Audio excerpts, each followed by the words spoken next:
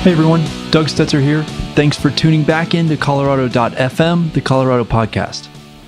Well, here we go. The journey down the climate science wormhole continues. This episode was inspired by my earlier conversation with Erik Larson, the polar explorer whose last trip to the North Pole is likely to be the last ever. Now, Erik is a member of Protect Our Winters, the environmental activist and awareness organization founded by legendary snowboarder Jeremy Jones. In fact, when Erik came over to record his podcast, he had literally just returned from a trip to Washington, D.C. with Protect Our Winters, where he was rooming with Jeremy as they spent a few days meeting with representatives and talking about climate change. Of course, all of us who are passionate about our winter sports need to be very concerned with what's going on relative to the climate. And Protect Our Winters takes a very interesting approach by really talking about the financial implications of this change on the outdoor industry, tourism, and livelihoods that are produced by these industries. Now, unfortunately, our government really listens better when it comes to talking dollars and cents, so this approach can be effective at opening doors and ears. So I reached out to Protect Our Winters, who recently relocated their headquarters to Boulder, right down the street from me actually, and I was able to sit down and talk with Lindsay Burgoyne, their manager of advocacy and campaigns. Lindsay joined POW in 2016 and has a solid background in environmental advocacy and conservation.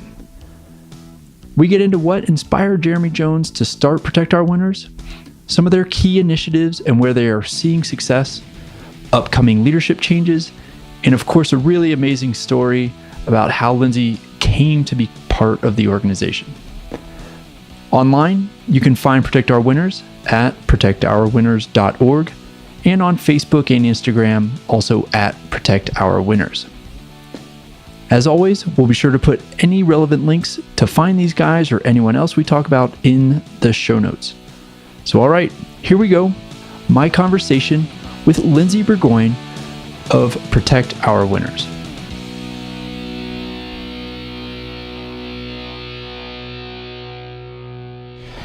Lindsay, thank you so much for having me over to the Protect Our Winters office to do this podcast and take a little time to tell us what you're all about. Absolutely. Welcome. Yeah, it's really, as people are starting to get used to the format that I use, I like to ask people at the end of the show who they'd like to have on the podcast. And, one of my previous guests, Erik Larson, who had just returned from a Protect Our Winters event or campaign up in DC, really kind of turned me on to you guys. So I really appreciate that we were able to connect. It's awesome. Absolutely. We're excited that Erik was on the podcast as well, as he's one of our favorite athletes. Don't tell the rest of them. Yeah, exactly. So let's just talk a little bit, I guess, historically about Protect Our Winters. Founded in 2007 by Jeremy Jones, as many of us know and are fans of. So 10 years, 10-year anniversary. I know you've been here since 2016, but historically, do you know what was kind of in his mind at that time? What was lacking in, the kind of the .org world as far as climate change that really made him want to start his own? Yeah, for sure. So Jeremy actually took a trip snowboarding, obviously. That's what he does. And when he came back, he was really feeling like he saw a lot of different changes in the mountains, whether it's glacial recession or reduced snowpack. And he was really concerned about that as an athlete. Obviously, that's really changing the game in his sport and changing the lives of many of his friends. And so when he came back from that trip, he really wanted to give a financial donation to an organization that would fight climate change on behalf of outdoor enthusiasts. So he did a bunch of research. He was online. And to make a really long story short, he didn't find one and realized pretty quickly that if, we needed a single issue organization to represent outdoor enthusiasts in the snow sports industry to fight climate, that he was going to have to found one. So that's exactly what he did. And, he worked with our first executive director, Chris Steinkamp, to start 501c3 and file his paperwork through the IRS and get everything going. And then obviously 10 years later, we have 5 full-time staff and move the offices to Boulder and have a lot of success stories under our belts. Yeah, and so it's definitely one of those kind of scratch your own itch foundation stories. Exactly. Like if there isn't anyone doing this, I guess I'm going to have to take it on. And I really commend him for doing that, because I think a lot of professional athletes might just say, hey, that's really scary, starting a nonprofit or a cause. And, he just attacked it head on. Well, not all professional athletes also kind of have his business side of his experience. And usually that's where people tend to start getting hung up. Hey, let's do this idea. Oh, I have to register with the state. Oh, I've got to get separate bank accounts. Oh, I've got to do this and that. And the organizational side is what kills you. But maybe with his... Right, running Jones Snowboards and having a little bit of experience there as a CEO. Yeah, for sure. I think that definitely hurt. Yeah, helps out. No, absolutely.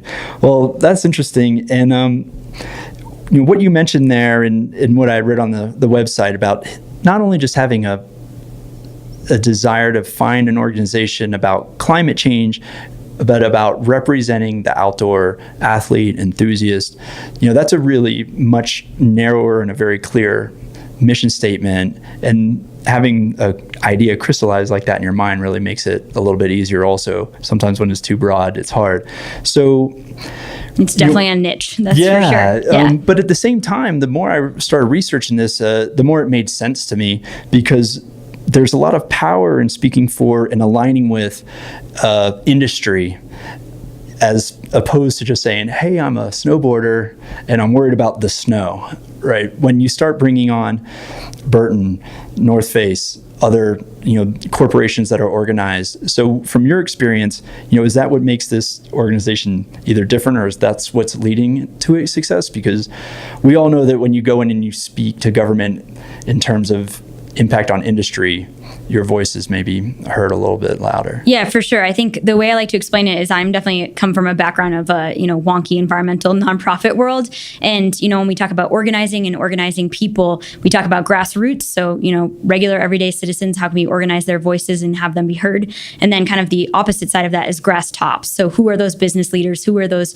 professional athletes? And I think that's where POW really excels. And that's kind of our formula, is how do we use a grass tops voice to lead our grassroots community? So how do we have Jeremy Jones, speak on behalf of snowboarders everywhere? And I think when you saw right after the 2016 presidential election, he did a Facebook Live about how he was feeling and saying, I'm going to stand up and continue to go to DC and voice my opinion. And when we post a picture of him in DC, it's like that's our most liked image, because people feel that he's representing them. He's their voice on this issue.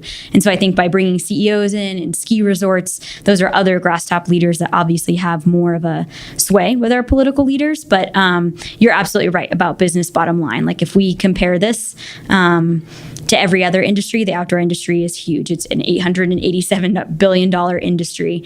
And so when we look at oil and gas, it's bigger than that. And when you think about how many lobbyists they have in DC working on their special interests, it's, no wonder they're succeeding. And so we have this really cool opportunity to leverage that. But I think a lot of groups in the past few years have been really good at bringing that out and talking about the size of the industry. And I think we're just at the beginning of seeing that power. Like when you look at the public lands fight, it's like, oh, there's a lot of force behind the outdoor industry, and it's only just beginning. Sure. And like you said, that voice, maybe it was there before, but maybe it wasn't just organized, and organization is just such a big part of having success at, right. a federal, kind of level. Absolutely. So you referenced, 10 years and a lot of successes. What are some of your favorite success stories, or real good campaigns? And then, what are your kind of goals for the next 10 years? What are you guys talking about, like saying, hey, this is where we'd like to be? Yeah, absolutely. So I think in terms of successes, when I think about POW's mission in terms of engaging the snow sports and the broader outdoor community in climate change, it's really we do it through two things: education and advocacy. So I think when we look back at our successes, one of our key programs is called Hot Planet Cool Athletes. And basically what we do is we work with our professional athletes and we bring them into schools and to talk about climate change to kids and to give a better perspective. So, or I shouldn't say a different perspective than maybe their science teacher says when they're talking about climate change. And it's a way to say, hey, this is what I'm seeing in the field, and this is what I'm concerned about. And if you love winter and if you love outdoor recreation, you should really be concerned too. And, we've reached so many kids through schools and bringing professional athletes. And I think, obviously many of our athletes are incredible public speakers, and so it's just been a really fun way to engage. And obviously that's kids are impressionable, and that's when we have some of the best conversations. And I think also the exciting part to me is a lot of kids get it. It makes sense. It's about the changes that they're seeing in the world. Like when Eric Larson just went with us to DC, when we got to DC, it's like, okay, we've just had 2 major hurricanes. We have, the West is on fire. It's raining ash in Seattle and Portland. It's kind of hard to ignore what's happening in the world right now. So I think that's been a big success on our education side.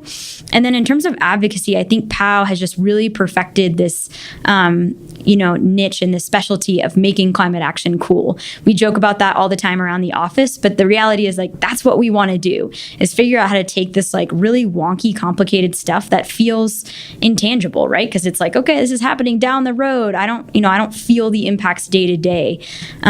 So how do you encourage somebody to take action on that if it doesn't feel real? And I think that's something POW's really perfected. And in the last couple of years, we did a partnership with Ben & Jerry's and New Belgium Brewing. So we would go to places and have people write letters about the Clean Power Plan and about where their power is coming from. But they're at a happy hour, they're drinking beer, they're eating ice cream, and they're writing their, elected officials at the same time. And so it's like, okay, that's fun, that's cool. And that's not, this really, you're not getting 20 emails from us in a day being like, write this letter to your senator, you have to do this, give us money. It's just kind of a different niche. And I think that's why we've been effective in advocacy.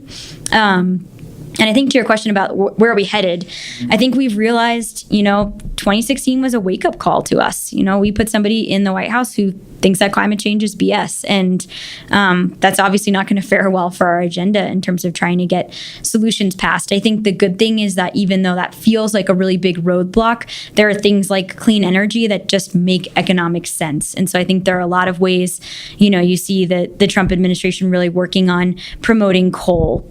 Coal plants are being shut down regardless of what the new administration is doing. It just isn't cost efficient. You saw it, and coal plants are closing in Michigan, in Texas. It doesn't matter kind of, political aspect of where those places are. So, that's the good news. But I think the bad news is, we have a lot of elected officials that think climate change is a hoax. And it's really sad to us because, the U.S. Republican Party is it actually is the only conservative party in the world that thinks climate change isn't real. So it's not just this conservative ideal. It's really tied back to the fossil fuel industry and how much money is going into that. And so I think we've realized that we need to step up politically. And we really want to play significantly more in the 2018 midterm elections. And really talk to people about the fact that there's really low voter turnout in midterm years, and especially among millennials, which is our kind of consumer base. And we've got a lot of work to do to get people to really think about climate change when they vote. Yeah. And, it's interesting that you brought that up. I knew it was going to be something that's a big part of your strategy for the next year, not only the midterms in Congress, that's a huge event. And then just to kind of tie it back into Colorado, we have a gubernatorial race, and the incumbent is up at his term limit, so he will be changing. And they're already forecasting that this is going to be one of the biggest, most heavily spent state elections ever. And you're already starting to see the people line up, and there's actually quite a few candidates. I'm not versed enough to know if there's any favorites really at this point, but I'm sure that's something locally that'll be interesting for you guys talked about. And that's definitely something we've been watching, and I think it will be an election that we pay close attention to. In addition, we're also really interested in Maine and Michigan and Nevada also have the same situation as Colorado, where they have an open seat election, a governor that's termed out. And we feel like those 4 states are really crucial in terms of having climate leaders. And maybe in the past, some of those states have had, people that have not been great on climate at all. And so it's an opportunity to elect somebody that's really going to step up. And obviously for Colorado, when we think about our outdoor industry and we think about the importance of climate, it's like we need somebody in Denver that's really going to pay attention to that. Right. And it seems like if anywhere is a place where this message of tying the advocacy with the industry where that is very powerful, you would think that Colorado is the place. Right. Yeah. Especially when we talk about the ski industry, right? It's like Right. just such a focus of the economy here. And not only that, but also with the outdoor rec economy.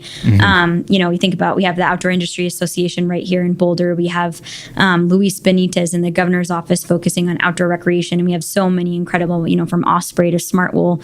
We've got businesses all over the state that are huge and, Sure. depend on this. And, that's one of the best allies we have in terms of folks like that are like, this is a business bottom line issue. If there aren't places to play, if wildfires are burning down our forests, then our products don't sell. It's kind of, I like thinking of it of like, why would you sell a tent if there's no place to camp, or, same with skis, obviously, if there's no snow, Right. that it's pretty easy to tie back to business bottom line. Sure. And 2018 will be interesting for you guys also with this new executive director coming in. Yeah. And so, what's exciting about having kind of a new person come in like that? Yeah, so and we've who hired- is he? And what's his- new executive director. His name is Mario Molina, and he starts with us November 1st. So we're looking forward to that, just around the corner. And he comes from the Climate Reality Project, which is another national climate nonprofit. And I think his passion for the topic and his lifelong commitment that he's really made to affecting change in climate, I think will be immensely helpful for us. And before that, he worked at a group called the Alliance for Climate Education. So really thinking about how we talk about climate. And I think one of the benefits that he'll bring to POW there is, how do we effectively message climate change, and how do we talk about it in these complex situations where we have people of all different political parties. And I think his background in terms of education will help with that. And then beyond that, he spent a lot of time abroad and has done a lot of work internationally. And I think that will also really help us. I think for 2018, 2017, we're really focusing on U.S. elections, and Right. we have a lot of incredible international chapters and people that are doing great work. And I think we wish we had more time and energy to help, but we're also like, look who's in the White House. We have a lot of work to do here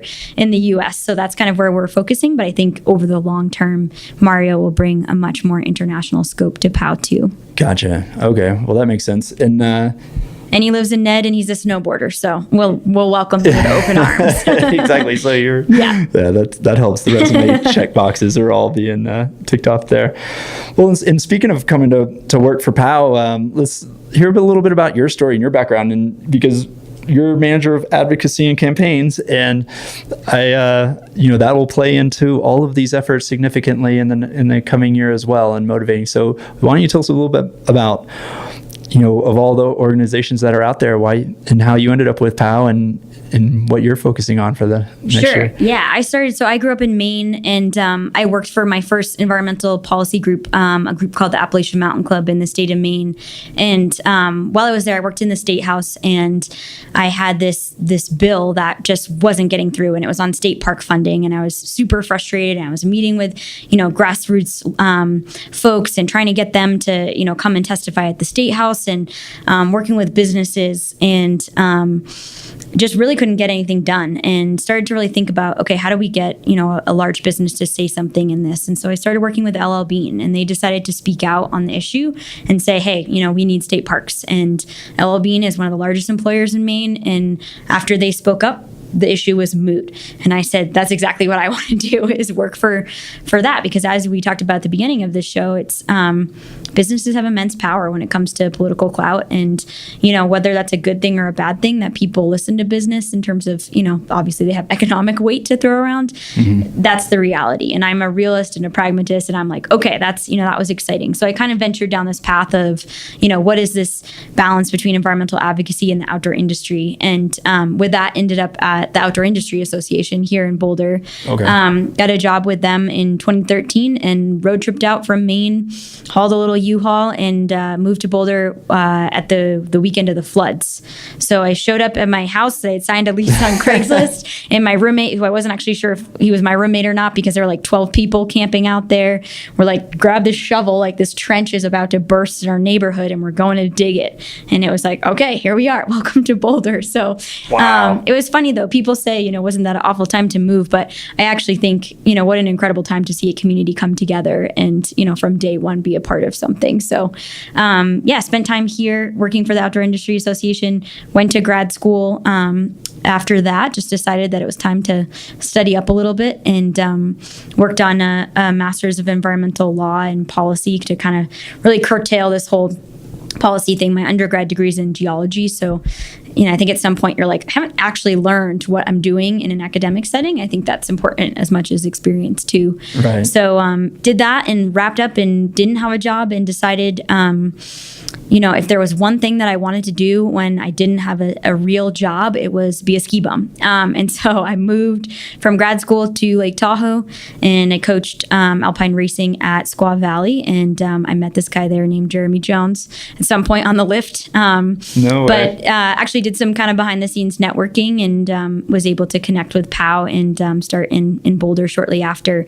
And it's kind of funny now, because if I think about going back and being unemployed, and if anybody had told me that working at Squaw would actually help me in the long run with my resume to get to POW, that would have been kind of funny, because here I was taking a minimum wage job just for fun. But I hope everybody learned something right there. Exactly. Ski bumming, a little time ski bumming can be some good super people. productive. Exactly. But yeah, and obviously for me, this is a dream. I mean, I work on really wonky environmental policy stuff that I love, but I also do it in an industry that I love too. And it's kind of, this really, there are a few of us, I think, that are that lucky to tie our, professional passion with our personal one. So right.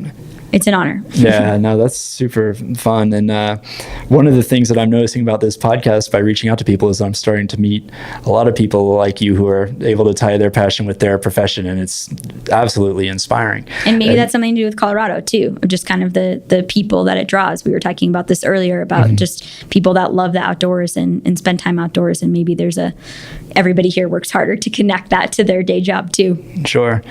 Well, we were also talking about how I haven't posted this yet, but I did have a chance to, on Eric Larson's recommendation, go meet with Dr. Mark Cerise, who's the director of the National Snow and Ice Data Center here in Boulder. And we were kind of talking about this earlier, but in his interview, he talks about how Boulder basically is the ground zero for global climate research. And, we get into a lot of the technical aspects of why that's the case in some of the other organizations in town. But I was curious, is that what brought you guys to Boulder? Or was it other things? Like why Boulder of all places for POW's headquarters? For sure. Yeah, it was definitely an aspect of that. We have about a 12-person board, and 7 of our board members are from Colorado. So there was certainly a push when we moved from California to be like, hey, this is the state and this is the place. But obviously there's a lot of organizations here that are connected, and one of the ways that we work with the science community is through a program that we have called our Science Alliance. And basically we have scientific advisors within kind of the university community around the country and around the globe, actually. And our goal is to really communicate the research that they're doing out to our constituency, because we know they're seeing incredible things in the field and, some very unfortunate changes in the field.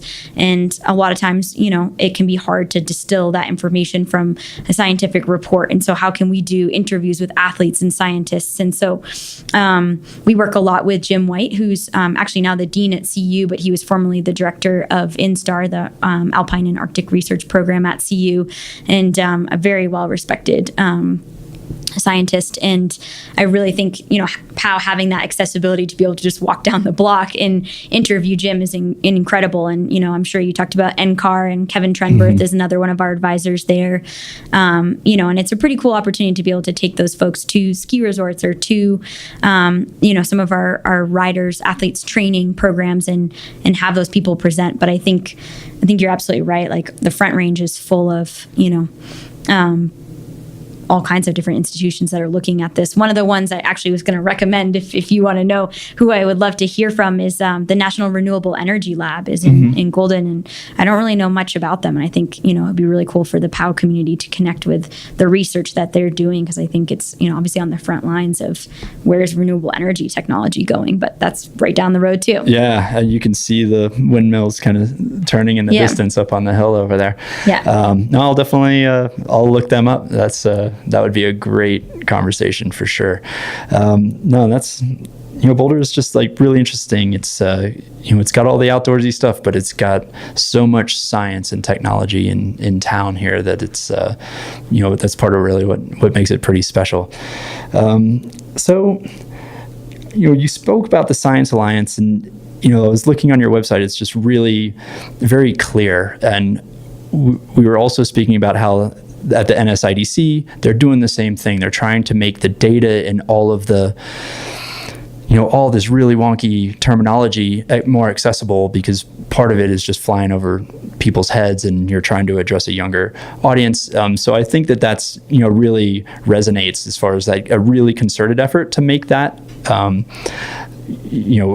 information and kind of real, educational aspect available. And I saw that on your website. I love it. It's just the way it's laid out. If you click on any topic, it's kind of got, here's the purpose, here's the people who are involved, and here's if you want to learn more. And it was labeled like a ski slopes, like a green dot, here's something easy, right, like the blues, or, and if you really want to dive deep, there's like a double black diamond, I guess, if you can't sleep at night, right, dive into that, and that'll take care of that. But, I thought that was really interesting how, education is such a part of it. And, we speak about influencers these days, and a lot of times it's just, how many Instagram followers you have or something like that. But I love the Riders Alliance, the guys going out and speaking at schools, and these athletes, they really do have a lot of influence over young kids. When one of these explorers or athletes shows up at a junior high or a high school, I'm sure kids are actually paying attention. So it's definitely a different way to communicate. And I think it's kind of funny because you see the same like awe-inspiring look on a kid's face in one of our educational programs that you do when you walk into a congressional office. And it's like at the end of the day, we're all inspired by people that that push the limits and push the boundaries and do these incredible physical feats. And, we had a few of our athletes on our lobby trip in September were Olympians and brought their medals. And, we joke again about how that opens doors, but it really does. Like, people are so excited to hear about, experience. And I think the other thing that POW really tries to do, as you're saying, to effectively communicate, is talk about it in terms of experience. Like, we don't have a climate scientist on staff. And I don't like when people say, well, I'm not a scientist, but because that's like way overused. But the reality is we connect through experience. It's like I testified at a hearing in Denver earlier this year, and there was a senator on the panel who was a climate denier and kind of, talked about how carbon dioxide is really good for plants and went off on that tangent. And I just said, doesn't winter look different than when you were a kid? And he's like, oh yeah. And, just dives right into it. And it's like, it's about talking about that experience, and we don't have to get into, like, I think we really do ourselves a disservice when we start debating science, because there isn't science to debate. We have a consensus, like, end of story, let's move on and just kind of talk about experience. Right. And a big part of that experience with your organization is advocacy, and really, speaking of education, really walking people through how to get involved, including, hey, click here and here's a script for what to say to your local representative. Here's some of these ideas. Here's how to get a hold of these people. It's really, I was pretty impressed, because I think there's plenty of roadblocks in between saying, hey, call your representative, and that message actually getting across, including who is my representative, like, where do I find this person? Can I really just call these people? And, there's just a lot of hesitancy there. And so your website is, really amazing. And you can see where the priorities are, because when you look at when you log onto the website, there's only like 4 tabs at the top, and the first one is take action. Right. And here's how. Yeah. And so that seems really important. And we definitely try to break down those barriers, because you're right. It is, I think, a lot of nonprofits do say, call your senator. And it's like, okay, great. Like, where do I find their number? Who are they? Like, what do I say?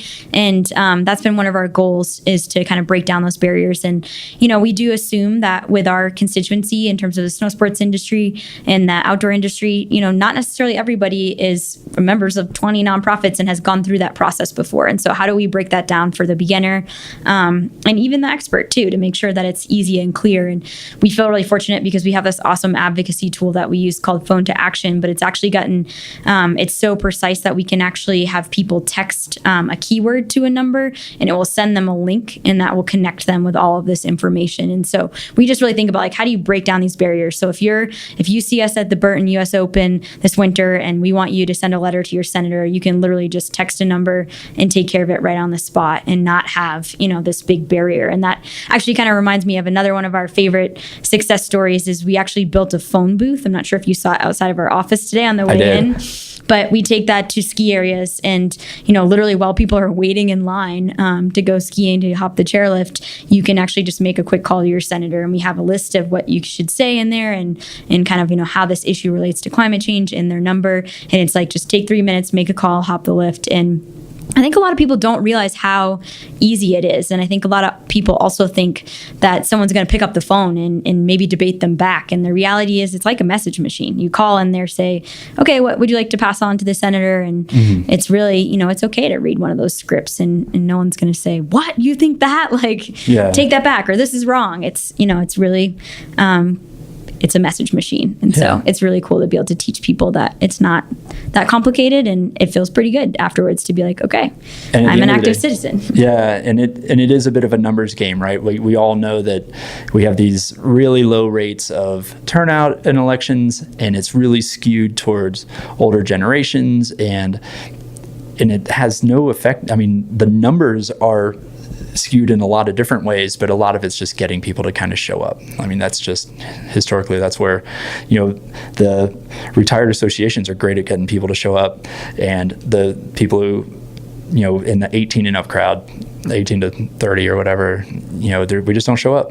Right. And it's all about organization. I think a lot of people get, not to get into something too political, but people get frustrated about gun control and why isn't legislation changing or passing. And the NRA is an incredible organizing entity, and they've done an incredible job at that. And, we've heard things like ratios of people that care about gun control, call about that 10 times to one call of somebody else's. And it's like, that's, there's a staffer sitting in that congressional office taking a toll of how many calls are about this and how many calls are about that. And the reality is we have a lot of work to do to get to a place where, people are like, okay, there were, 50 calls today about climate change. Right. But like you said, it's just about making the call. It's not, you're not going to have to put up a PowerPoint presentation and argue the science. Yeah, exactly. And it's also, again, kind of tying back to what we said earlier, it's just your experience. Like, hey, I'm a skier and I'm really concerned about the future. And, we always say too, that if we don't have powder days, that's the least of our concerns. We obviously know there are, going to be significant impacts and a lot of,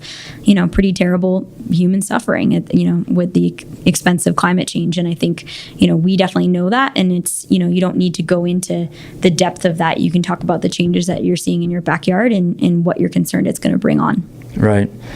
Well, I think is there anything else that you want to make sure that we're mentioning to the audience before we sign off? But I just say I really appreciate the time, and like I said, I always ask who you want on there, and we'll go to the National Renewable Energy Laboratory and see what we can find, unless you can also think of somebody else. Yeah. But I would also just say join us, check us out at protectourwinters.org, and also as we've talked about, we really do break down the barriers to take action. And so if that's something that you're as a listener are interested in doing, we'll help you figure that out. And I think the other thing is, in the past when Jeremy started POW, we are Protect Our Winters, and we have traditionally been about snow sports. In the last few years, we've really moved to the broader outdoor industry and are starting to get a lot of outreach from fly fishermen, from climbers saying, hey, this is impacting me too.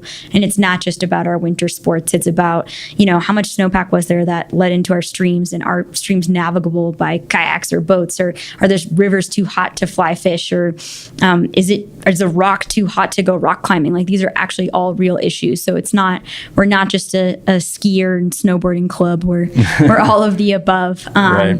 And actually stay tuned for some pretty cool research that will talk about impacts of each kind of sport that we think of when we think about spending time outside. Oh, great. So there's some good stuff coming, and you'll have to definitely share it with me when you get it. And, absolutely. And please, I'm happy to come back anytime if you guys ever want to talk about what's kind of the latest and greatest. For sure. Yeah. I would also recommend Jim White, who is on our Science Alliance, but he's just an incredibly well-spoken scientist, and have been really impressed at his ability to communicate with the masses about what he's seeing in the field, and has obviously spent a ton of time in the Arctic and traveling. So he would be he's right here in Boulder, right down the street. Well, when these guys can literally talk about what they've seen with their own eyes, it's amazing. So, all right. Well, Lindsay, thanks again so much. I really appreciate it. It's great to learn more about what you guys are up to and kind of connect with you guys. And I hope we can do it again sometime. All right. Thank you. All right. Thanks.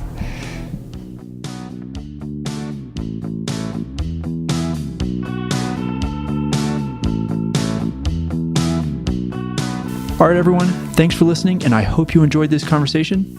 As we mentioned in the intro, you can find the links to any related content in the show notes to this podcast episode. If you're enjoying this podcast, please subscribe over on iTunes or Apple Podcasts, as it is now known, and leave a review if you have a few moments. If you prefer to get our updates via email or use a podcast service other than iTunes, such as Stitcher or Android, you can learn more at colorado.fm/subscribe on how to hook up with these services. Thanks again. I really hope you enjoyed this episode, and we will see you next time.